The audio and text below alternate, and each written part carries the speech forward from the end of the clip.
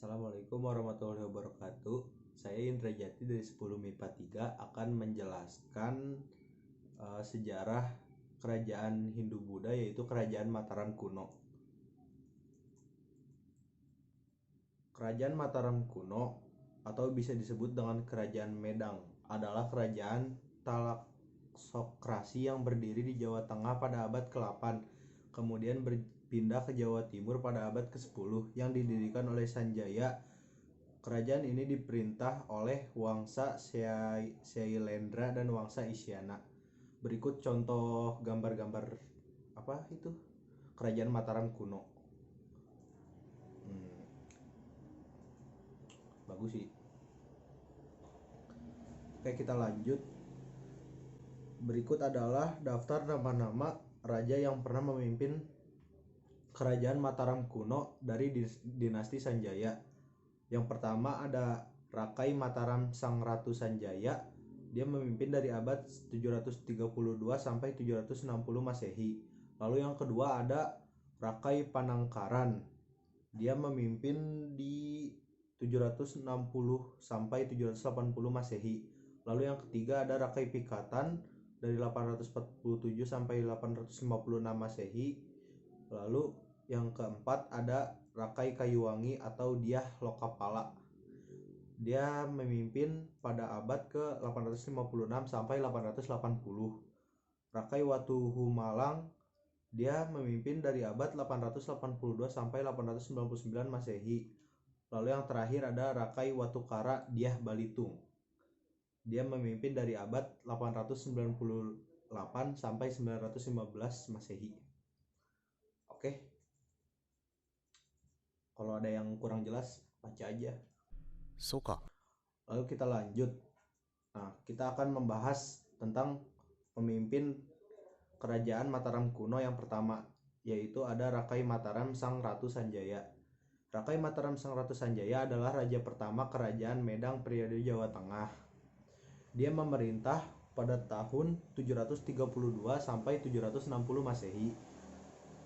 Beliau dikenal melalui prasasti Canggal dan prasasti Manyasih serta naskah carita Parangyangan. Nah, berikut contoh fotonya. Contoh fotonya dia menggunakan kayak draw gitu, soalnya kan gak ada gambar pastinya atau orangnya. Ya kali orang zaman dulu pada selfie, gak mungkin. Oke, kita lanjut ke Rakai Panangkaran. Rakai Panangkaran atau bisa disebut Sri Maharaja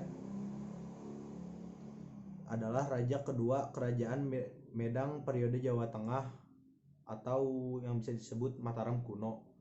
Ia memerintah pada tahun 770-an. Periode pemerintahannya menandai dimulainya kegairahan membangun berbagai candi beraliran Buddha Mahayana di dataran Prambanan. Contohnya Tarabvanam dan Abhayagihivara dan Manjushigraha.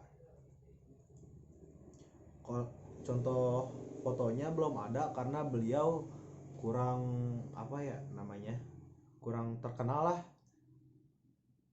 Kalau ibaratnya mah kurang update gitu. Lalu kita lanjut ke yang selanjutnya, pemimpin Raja Mataram kuno yang ketiga, yaitu ada Rakai Pikatan. Nama asli Rakai Pikatan menurut prasasti Argapura adalah Empu Manuku. Pada prasasti Munduan tahun 807 diketahui Empu Manuku menjabat sebagai Rakai Patapan. Kemudian pada prasasti Kayuwangun tahun 824 jabatan Rakai Patapan dipegang oleh Empu Palar. Mungkin saat itu Empu Manuku sudah pindah jabatan menjadi Rakai Pikatan. Ya contoh itunya orangnya, dia diibaratkan oleh pakai patung lah gitu, kayak bisa lihat sendiri.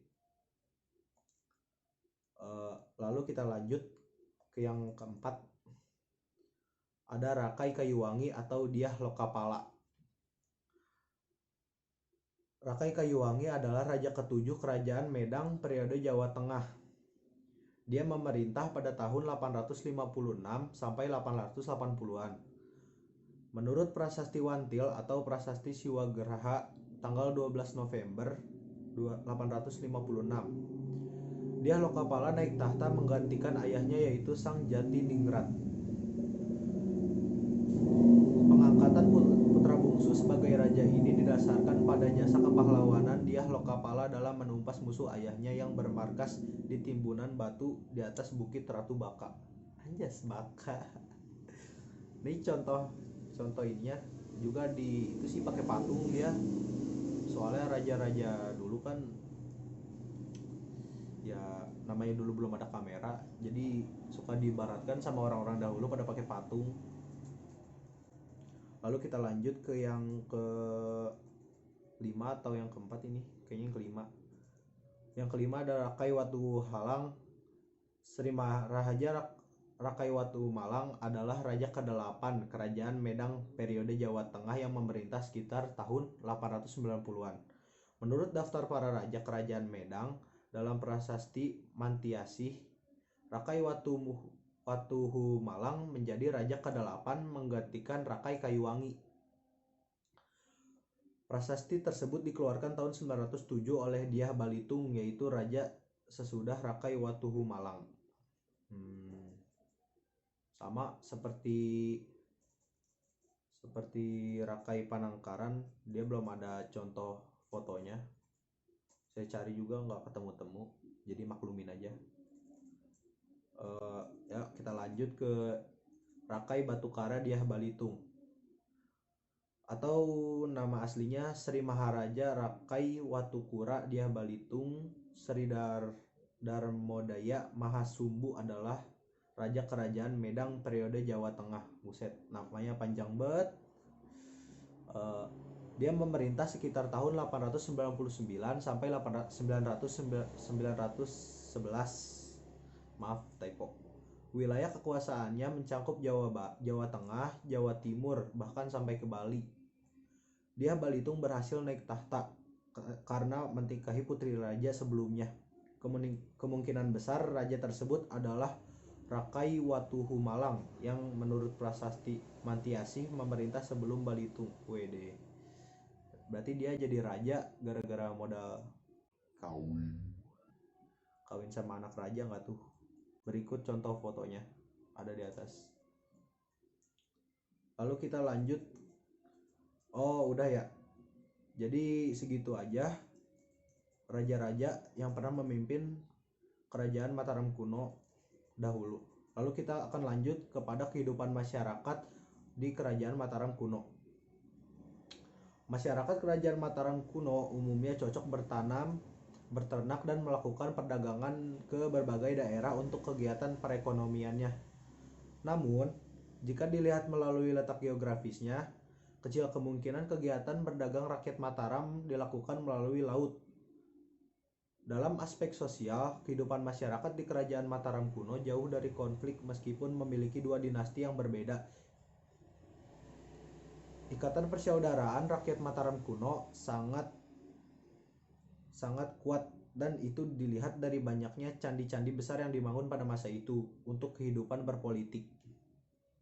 Kerajaan Mataram kuno memiliki sistem birokrasi yang tertata. Terdapat beberapa istilah dari sistem pemerintahan kerajaan ini, yakni Rangkrian Mahamantri yang merupakan pembantu utama raja, Rangkrian sebagai pejabat administrasi, dan Rakai yang merupakan penguasa daerah.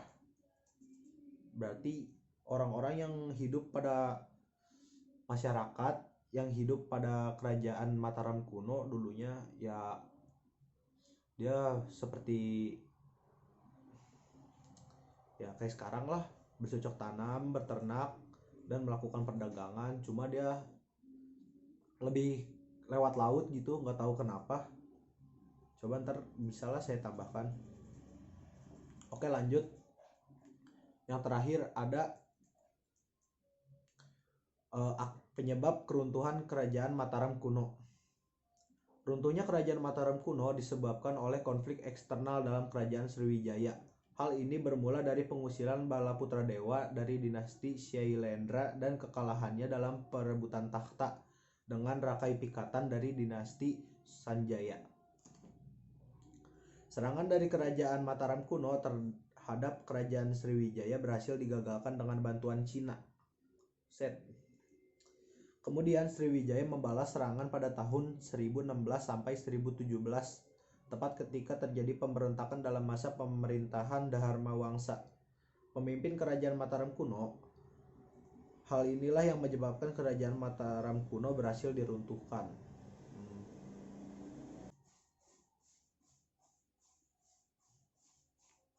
Lalu kita yang terakhir akan melihat peninggalan-peninggalan kerajaan Mataram kuno, yaitu kebanyakan di sini terdapat candi-candi yang ditinggalkan oleh kerajaan Mataram kuno.